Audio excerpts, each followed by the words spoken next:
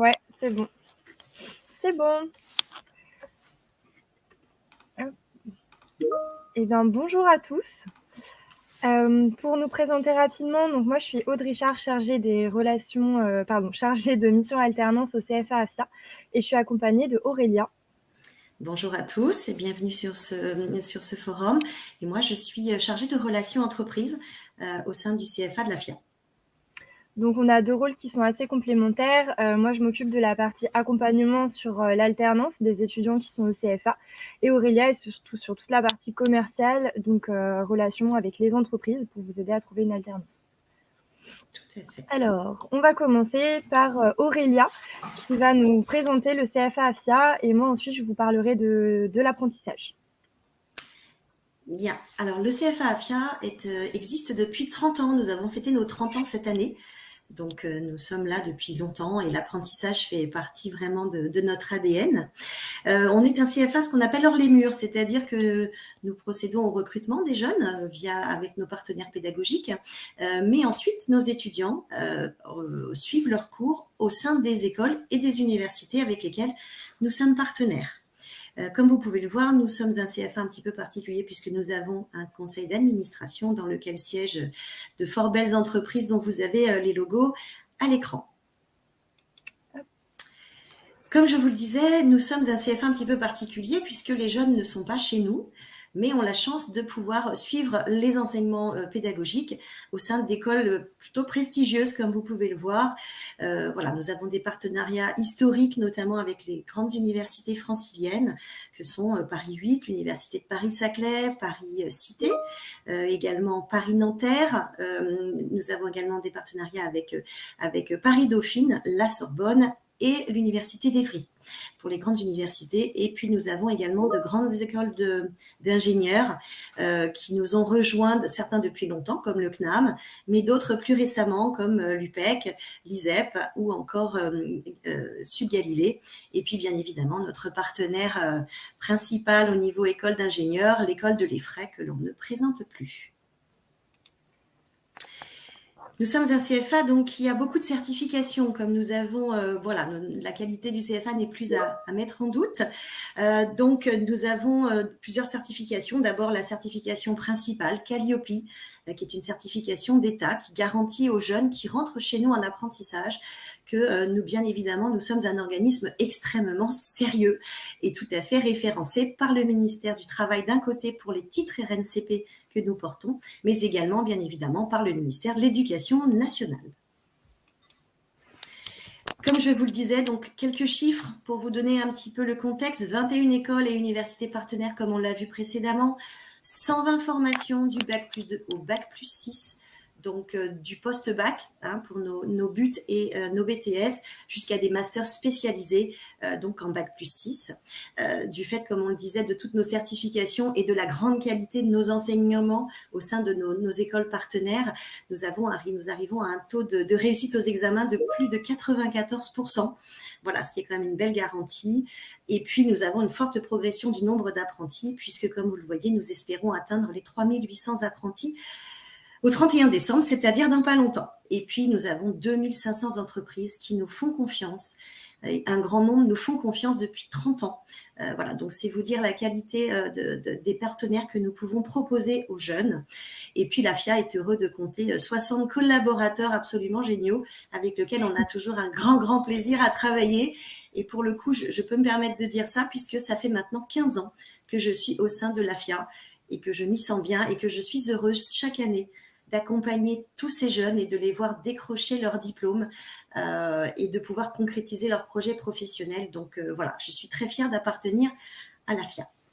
On revient aux formations. Comme vous le voyez, on a un domaine qui est extrêmement large puisqu'on va être sur des domaines de compétences et des métiers extrêmement techniques comme le développement informatique et applicatif, tout ce qui va toucher au réseau, au système, au cloud, à l'IoT, ou encore au big data et à l'intelligence artificielle, sans parler évidemment du management DSI et des expertises informatiques. Là, on est plutôt sur quelque chose d'extrêmement technique.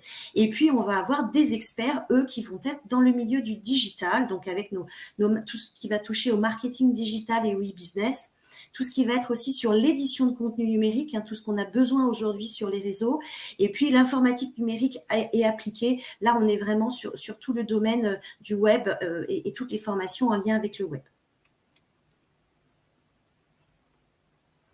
Je laisse la parole à Aude pour cette partie-là. Alors, donc quasiment toutes nos formations sont en apprentissage. Donc, tous nos partenaires ont des formations en apprentissage et c'est là que nous, on va intervenir. Donc, les candidats vont être sélectionnés sur la base de leur parcours académique et leur projet professionnel. Donc, il y a une sélection forcément pour connaître un petit peu votre projet professionnel et ce que vous souhaitez faire pour pouvoir vous orienter de la meilleure des façons. Il y a énormément de choix donc, dans les entreprises et les missions qui vont vous être proposées. J'ai tendance à dire qu'il y a autant d'entreprises que de missions en alternance que d'alternants. Et c'est ça la richesse du domaine de l'informatique. Au niveau de l'AFIA, nous, ce qu'on va faire, c'est qu'on va organiser pas mal d'événements pour accompagner les étudiants dans leur recherche d'alternance. Donc, ça passe notamment par des forums de recrutement avec les entreprises. Ça passe par des job dating et par pas mal d'offres. Donc, c'est là que l'équipe d'Aurélia intervient en allant chercher directement auprès de nos partenaires ou alors, vu que justement nos partenaires sont des partenaires emblématiques, ils vont directement proposer au CFA des offres d'alternance. Ce qu'on vous propose aussi, c'est des coachings personnalisés pour la recherche d'entreprise. Donc, ça va par exemple passer par des coachings d'entretien, de motivation. Typiquement, vous avez un entretien qui arrive dans la semaine avec une entreprise. On va travailler avec vous donc, sur l'offre d'emploi et on va vous donner les clés pour trouver les meilleurs mots, la meilleure attitude à avoir pour décrocher justement ce poste en entreprise. Donc, il y a vraiment un accompagnement qui est individualisé tout au long de votre formation et il y a également un suivi qui est réalisé une fois que vous avez votre alternance. Donc, c'est pas parce que vous avez votre alternance que vous allez être lâché dans la nature. Vous allez avoir un tuteur enseignant, donc au sein de votre école, un maître d'apprentissage, donc qui est la personne qui va vous suivre lors de votre alternance, et le CFA, bien évidemment, en backup pour justement s'assurer que tout se passe bien. Donc, au niveau des outils, on en a plusieurs pour justement accompagner la recherche d'alternance et l'alternance. Il y a ISIA et ELIA. Donc, ELIA, c'est pour la partie donc suivi de votre alternance. ISIA, c'est pour tout ce qui va être accompagnement, candidature. C'est votre inscription, en fait. Et après, on va avoir plusieurs outils pour vous permettre d'effectuer vos entretiens avec les entreprises. Donc, par exemple, Job Teaser. Alors, nous, on a un programme qui s'appelle Trouve ton alternance et comme je vous le disais, on a pas mal de choses qui sont mises en place. Donc, on va justement vous proposer des ateliers pour réaliser votre CV, votre lettre de motivation, dynamiser aussi votre profil LinkedIn puisqu'aujourd'hui, LinkedIn, c'est un réseau social à destination professionnelle mais qui fonctionne comme un Facebook ou un Instagram finalement puisqu'on va avoir accès aux pages des entreprises, aux profils des personnes avec qui on veut être en contact et c'est vraiment quelque chose de très dynamique qui aujourd'hui est extrêmement utilisé dans le domaine professionnel. Donc, c'est très important d'avoir un profil LinkedIn à jour. Donc, c'est pour ça que nous, on va vous aider là-dessus. On vous aide également à préparer votre entretien. Souvent, quand on arrive dans le domaine professionnel, on a peu ou pas du tout passé d'entretien. Donc, l'idée, c'est que nous, on vous donne les clés, les bonnes pratiques, ce qu'il faut faire, ce qu'il ne faut pas faire, et qu'on vous permette de valoriser votre profil. Ce qui est assez dur, généralement, quand on n'a pas encore d'expérience, on n'a pas forcément conscience de ses qualités. Donc, c'est là le rôle du CFA, de vous aider à trouver le bon discours et les mots qui vous conviennent pour pouvoir, entre guillemets, vous vendre. Donc, voilà. Et après, on a pas mal de forums et de job dating. Donc là, c'est des rendez-vous que vous allez avoir avec les entreprises et c'est notamment organisé par le service Relations Entreprises. Je ne sais pas si Aurélia, tu veux rajouter quelque chose là-dessus. Oui, alors ces forums sont très recherchés. Le forum dont vient vous parler Aude, ces forums sont très attendus par les entreprises. Ça va faire maintenant une douzaine d'années que nous les faisons en présentiel dans le passé et puis maintenant en virtuel parce que nos apprentis sont très nombreux. Et nous avons eu la chance sur l'un de nos derniers forums d'avoir une cinquantaine d'entreprises de présentes. Et parmi elles, vous retrouvez bien évidemment les gros groupes, mais également beaucoup de start-up qui lèvent des fonds et qui donc sont en très forte progression et qui offrent bien évidemment un environnement environnements un petit peu différents. Et donc, on a eu la chance d'avoir une cinquantaine d'entreprises de présentes et quasiment 600 de nos alternants étaient également présents sur cet événement et beaucoup ont réussi à nouer des contacts lors de cet événement. Donc, c'est tous ces événements, bien évidemment, en amont, comme le disait Aude, les chargés de mission alternance vous coachent et vous préparent à ces différents entretiens de manière à vous donner les clés qui vont vous permettre, eh bien, tout simplement de marquer l'esprit du recruteur que vous avez en face de vous et ce qui va vous permettre par la suite, eh bien, de décrocher le sésame que représente le contrat d'apprentissage. Donc tout à l'heure, on en parlait rapidement. On a un outil qui s'appelle Isia et qui vous permet d'accéder notamment à Job Teaser, au webinaire, au Career Center, vraiment tous les outils qui vont vous permettre d'accéder à une alternance, en tout cas qui vont favoriser votre recherche d'alternance. Donc c'est très important, une fois que vous rentrez au CFA, de faire votre inscription sur Isia, qui est un outil qui est vraiment très complet et qui vous met justement en relation avec tous les services de chargés de mission alternance et de chargés de relations entreprises qui sont là vraiment pour vous accompagner et vous coacher dans cette recherche d'alternance. Si je peux me permettre, de sur Isia, ça vous permet également de renseigner toutes les visites entreprises et tous les entretiens que vous avez pu avoir. Ce qui nous permet à nous d'avoir l'historique de ce que vous avez pu faire et donc de pouvoir appuyer votre candidature. Si l'on voit que vous avez postulé dans une entreprise et que l'offre évidemment vous intéresse, eh bien on va pouvoir contacter l'ARH qui vous a reçu et échanger avec elle et bien évidemment essayer de faire en sorte que ce soit vous qui décrochiez le poste. Donc l'outil Isia est quelque chose de véritablement formidable qui est proposé aux alternants de l'AFIA et je ne pense pas qu'il y ait d'autres équivalents aussi efficaces pour vous accompagner. Vous pouvez consulter la plateforme à n'importe quel moment, ce qui fait que vous ne vous sentez jamais seul dans votre recherche d'entreprise. Alors, du coup, on va passer sur la partie vraiment alternance. Quels sont les avantages de choisir un cursus en alternance ? En fait, il y a plusieurs avantages. L'idée, déjà, c'est d'allier des compétences théoriques avec la pratique. C'est un petit peu bateau à dire, mais c'est la vérité. Lors de votre cursus, chez l'un de nos différents partenaires, en fonction du parcours que vous allez choisir, vous allez forcément avoir des cours théoriques. Et l'idée, c'est qu'en entreprise, vous puissiez justement pratiquer ces connaissances-là. Donc, c'est vraiment, ça va vous professionnaliser en fait assez rapidement. Il y a aussi dans nos écoles de l'apprentissage théorique, comme je le disais, mais aussi beaucoup d'apprentissage par projet qui devient vraiment le mode d'apprentissage aujourd'hui qui est un petit peu une impasse et qui va vous permettre d'avoir une bonne compréhension du domaine professionnel. C'est-à-dire que vous n'apprenez pas, c'est pas que des informations descendantes que vont vous donner vos professeurs, ça va vraiment être de vous apprendre à travailler avec vos camarades et de réaliser des projets qui pourront être utilisés par la suite. La question qui revient aussi, c'est qu'est-ce qui peut être apprenti ?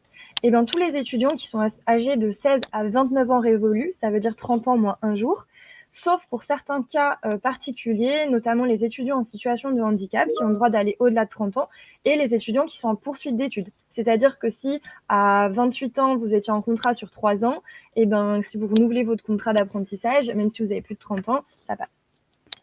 Alors là, j'ai un petit bug sur ma diapo, mais ce qui revient souvent comme question, c'est aussi le salaire.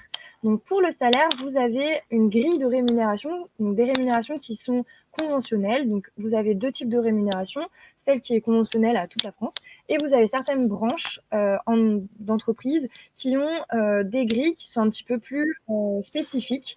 Donc vous pouvez avoir quelques petites différences entre les rémunérations, mais quoi qu'il arrive, votre rémunération, elle va être définie en fonction de votre âge et de votre niveau d'études. Donc ça, c'est vraiment quelque chose qui est très normalisé et toutes les entreprises ont un salaire minimum à respecter. Au fur et à mesure des années, vous allez pouvoir monter en salaire. Donc, voilà. Alors, la question qui peut intéresser notamment les parents ou les étudiants donc, qui sont par exemple qui ont des bourses ou ce genre de choses, ça va être qui est-ce qui paye la formation. Quand vous êtes en alternance, c'est l'entreprise qui va payer l'intégralité des frais de formation. Donc via son OPCO, qui est un opérateur de compétences, et qui va permettre aux entreprises de payer les formations de leurs salariés, notamment de leurs apprentis. Donc votre formation elle va être complètement payée par l'entreprise et en plus de ça, elle va vous verser un salaire. Donc vous, en tant qu'apprenti, vous n'avez rien à payer. La seule chose que vous pouvez être amené à payer, c'est les frais de dossier quand vous vous inscrivez dans une école. Donc voilà, ça c'est très important à retenir. Et au niveau des aides de l'État, il y en a qui ont... Alors, si vous êtes au courant, depuis le Covid, l'État a mis en place des aides pour favoriser le recrutement des apprentis. Et donc, là, l'aide est encore renouvelée pour 2023. Donc, chaque entreprise qui recrute un apprenti, c'est 6 000 euros. Donc, qui va leur permettre de payer notamment tout ce qui va être salaire ou encore certains frais liés au recrutement. Donc, c'est vraiment un gros avantage et ça facilite vraiment l'intégration des alternants au sein des entreprises. En tant qu'apprenti, vous allez avoir un statut salarié, même si vous êtes un étudiant, vous êtes vraiment salarié, vous êtes considéré comme un salarié. Donc, en fait, vous êtes soumis aux mêmes droits et devoirs que les autres salariés et les autres collaborateurs de l'entreprise. C'est notamment tout ce qui va avoir attrait aux horaires, mais également, vous avez tout ce qui est avantages, donc le CE, les cartes tickets restaurants, ce genre de choses qui peuvent être accordées aux salariés en fonction des entreprises. D'accord ? Et puis, vous avez en tant qu'apprenti une petite particularité, c'est que vous avez le droit à 5 semaines de congés par an, donc ça c'est comme tout le monde, en tout cas dans la majorité des entreprises, mais vous avez en plus 5 jours de révision qui sont alloués pour le passage de vos examens finaux. Donc c'est 5 jours de révision que vous devez prendre dans le mois qui précède vos examens finaux. Donc c'est un petit plus pour les apprentis. Il y en a parmi vous qui auront peut-être l'envie de partir à l'étranger. Donc, est-ce qu'on peut être apprenti et partir à l'étranger? Donc, la réponse est oui. Dans la plupart des cas, en tout cas dans la plupart de nos formations, il y a une période de départ à l'étranger qui est obligatoire pour valider donc le diplôme. Et en général, les modalités de départ sont spécifiques à chaque partenaire. Donc, à chaque école qui va être partenaire de l'AFIA, voilà, il y a certaines spécificités. Donc, il ne faudra pas hésiter à demander à votre école quelles sont les spécificités pour le départ à l'étranger. Donc ça, vous pourrez toujours poser les questions, notamment lors des journées portes ouvertes ou des salons où les écoles que vous visez sont présentes. Voilà. Au niveau de l'AFIA, vous allez avoir, au niveau de l'alternance, ce qui se pose comme question, c'est qui est mon référent. Donc, vous allez en avoir plusieurs. Déjà, avant d'avoir signé votre contrat, vous allez avoir tout ce qui va être le service administratif de votre école. Donc, voilà, pour répondre à toutes vos questions sur les cours, sur les déroulés de la formation, sur comment on s'inscrit, etc. Votre chargé de mission alternance, donc là, qui est côté AFIA, et qui va vous accompagner dans votre recherche d'alternance. Et vous allez avoir en backup, donc vous n'allez pas forcément être directement en relation avec les chargés de relations entreprises, mais c'est des personnes qui sont vraiment derrière vous et qui vont vous accompagner, en tout cas qui vont vous proposer des offres d'alternance. Voilà, exactement. C'est-à-dire que nous sommes en relation avec les RH des entreprises et qui vont nous envoyer, alors soit elles les publient sur leur site carrière, comme on vous l'expliquera lorsque vous aurez la joie de nous rejoindre, ou alors elles nous envoient leurs offres en direct. Et c'est à nous après, en fonction de leurs besoins, de voir quelles sont les formations qui correspondent. Et dans ce cas-là, on fait ce que l'on appelle de la super sélection de CV, c'est-à-dire qu'on va aller chercher, une fois les alternants qui correspondent le mieux à la mission qui est demandée.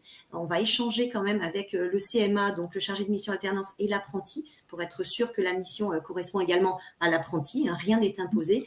Et ensuite, on va pouvoir envoyer les CV des jeunes qui sont intéressés.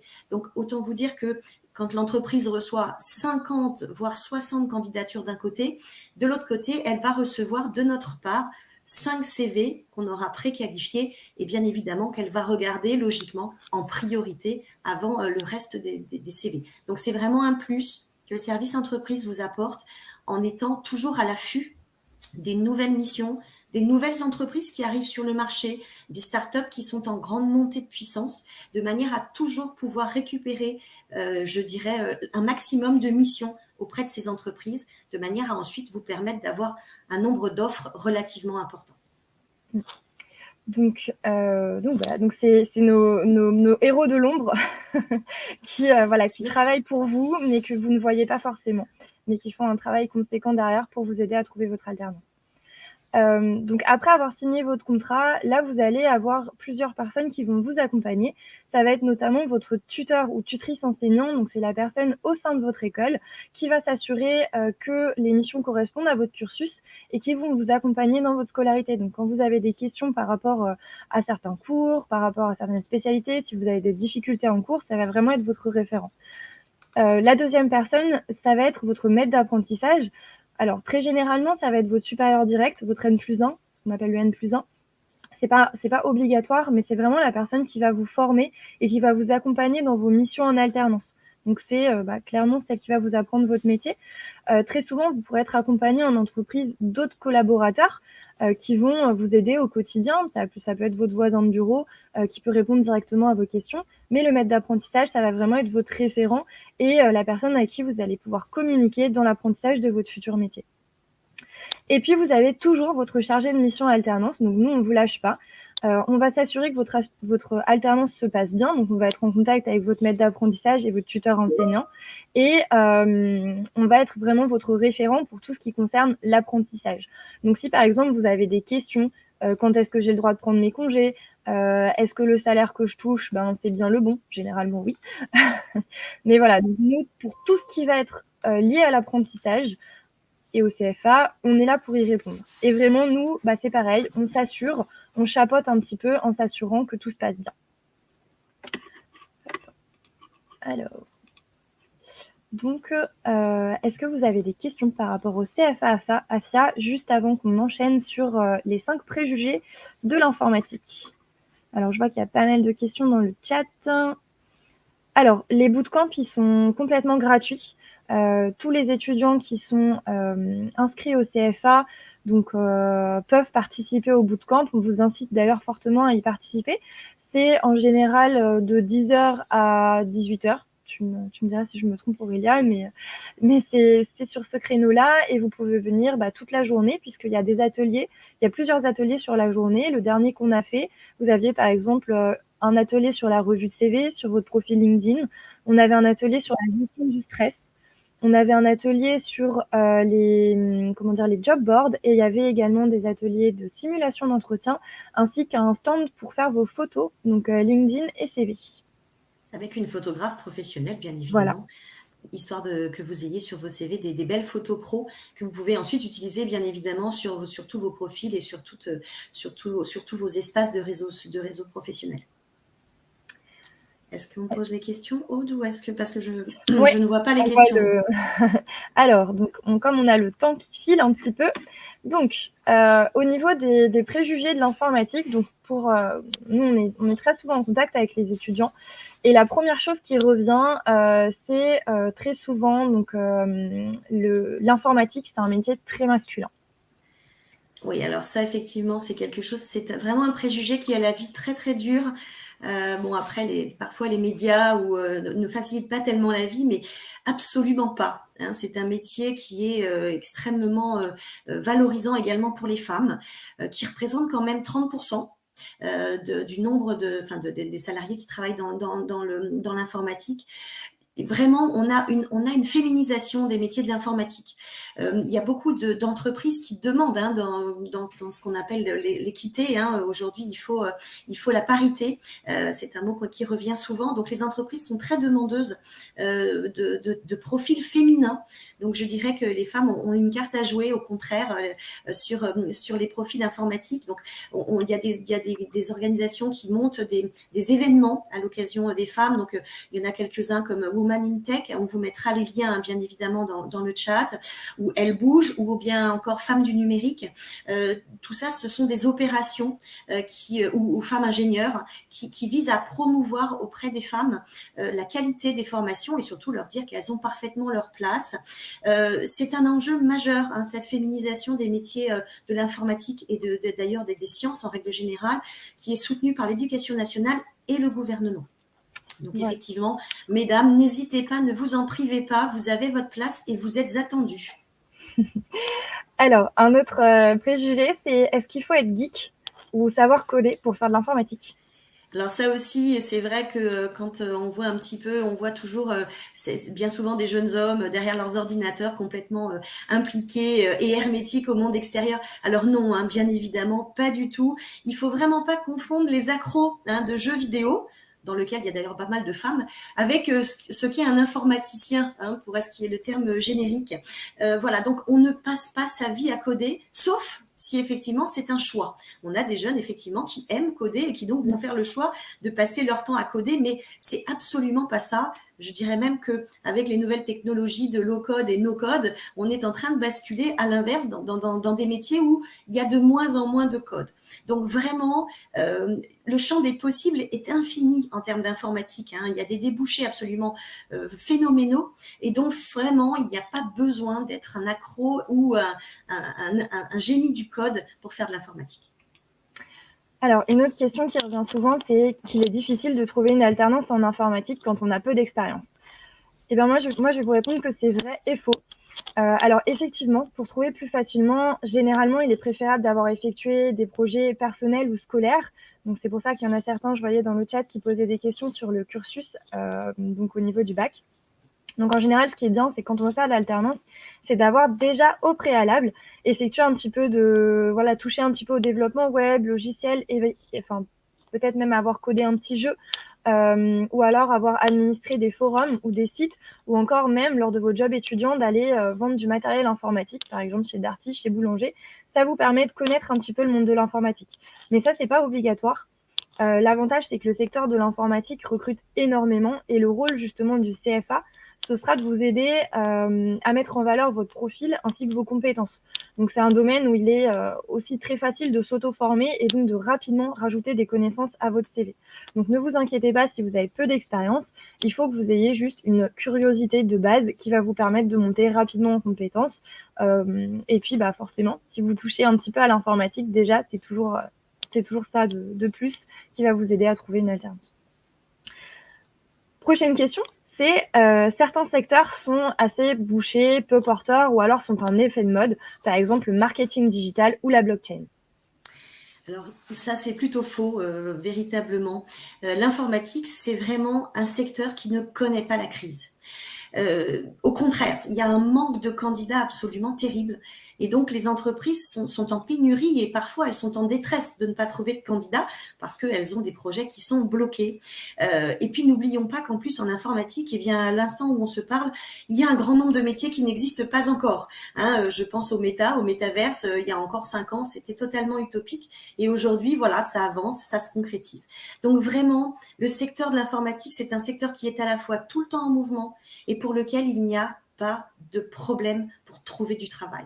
Vraiment, quelles que soient vos envies, quelles que soient vos compétences, quel que soit ce que vous avez envie de faire dans la vie, en informatique, vous trouverez votre bonheur.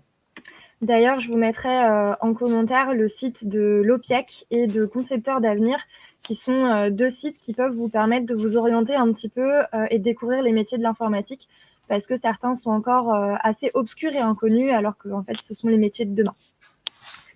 Et notre dernier préjugé, c'est si jamais je me trompe de filière, est-ce qu'il faut que je recommence tout mon cursus? Donc, par exemple, j'ai commencé un cursus en data, mais finalement, je suis plutôt intéressée par la cybersécurité. Donc là, la réponse, elle est double aussi. Donc, c'est vrai, si je me trompe de filière, est-ce qu'il faut que je recommence tout mon cursus? C'est vrai si jamais les domaines que vous avez choisis sont trop éloignés. Par exemple, j'ai commencé un cursus en marketing digital, mais finalement, c'est le système embarqué qui m'intéresse. Là, il va peut-être mieux falloir recommencer son cursus pour avoir les bases nécessaires à votre apprentissage. Donc, par exemple, pour les systèmes embarqués, il faut avoir des bases en développement informatique, de l'appétence pour l'électronique et les maths. Donc, clairement, si je suis très, très nulle en maths et que l'électronique, c'est un secteur qui ne m'intéresse pas du tout, ça va être compliqué. Et dans un deuxième temps, sur certaines écoles, il y a des passerelles qui vont vous permettre de passer d'un cursus à un autre à partir du moment où il y a une logique. Donc, par exemple, vous venez d'un cursus en développement web et vous voulez changer, vous pouvez tout à fait vous diriger vers de la chefferie de projet, vers du développement logiciel, vers de l'intelligence artificielle, de la data. Donc ça, voilà, l'informatique, il y a beaucoup de métiers qui sont très liés. Donc finalement, vous pouvez switcher de l'un à l'autre à partir du moment où les domaines ne sont pas trop éloignés. Et également, il y a une condition, ça va être d'avoir le niveau requis par l'école visée. Donc ça peut vous demander un investissement personnel. C'est-à-dire que, par exemple, je veux faire de la data alors qu'auparavant, je faisais du développement. Il va peut-être falloir que je monte en compétences sur tout ce qui va être gestion de base de données, aller regarder ce que c'est que les métiers de la data, aller regarder qu'est-ce que ça implique, quels sont les différents métiers, quelles sont les différentes technos qui sont utilisées pour pouvoir justement, je crois que ça a été cité dans les commentaires, il y a pas mal de MOOC ou de formations, notamment par exemple sur Open Classroom, qui peuvent vous permettre de vous auto-former. Donc voilà. Est-ce qu'il y a des questions par rapport à nos préjugés? Est-ce que vous vous reconnaissez dedans ou est-ce que vous avez d'autres préjugés sur lesquels vous voulez qu'on réagisse?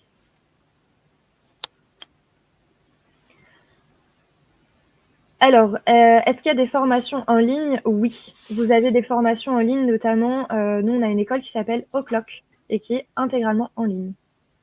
Donc ça, c'est l'un de nos partenaires. Intégralement en ligne pour les cours, mais Oui, pour les cours. l'apprentissage pour l'entreprise, il faudra que vous y alliez quand même. C'est ça. Que ce soit bien clair, la partie cours est en distanciel, mais la partie apprentissage, alors après, évidemment, si l'entreprise propose du télétravail, très bien, mais vous serez quand même tenu de vous présenter à l'entreprise. Ouais, c'est ça. Voilà. Et ben écoutez, notre conférence touche à sa fin. Et donc, je suis ravie qu'on ait pu échanger avec vous et vous présenter le CFA AFIA. Je remercie donc Aurélia et également toute l'équipe relations entreprises et communication qui est derrière ce beau projet. Voilà. Alors moi, je vais rajouter que bon, ça a été court et pour nous, c'est un exercice, c'est une première avec Aude, donc on espère votre bienveillance. Surtout, si vous avez des questions complémentaires, on va vous mettre l'adresse mail du CFA qui est contact@cfa-afia.fr et derrière cette adresse, vous avez le merveilleux service communication qui fera suivre vos questions et on se fera une joie d'y répondre de manière un petit peu plus élargie qu'avec le temps qui nous était imparti. Donc surtout, n'hésitez pas à envoyer vos questions et à naviguer sur notre site internet sur lequel vous allez retrouver les 120 formations. Chaque page est accompagnée du programme de la formation et dans ce programme, vous avez à la fois le nombre d'heures, le rythme d'alternance qui peut être important de connaître, mais également le contenu des cours, ce qui vous permet d'être sûr que ce que vous avez envie de faire, c'est bien ça, parce que les cours correspondent à ce que vous attendez. Donc n'hésitez pas, le site internet CFA AFIA, n'hésitez pas, il y a toutes les informations dessus. Merci et puis on se retrouve pour ceux qui veulent sur le salon virtuel où Aurélia et moi et d'autres personnes du CFA seront présentes pour répondre à vos questions. Merci. Merci à vous, très bonne fin de journée.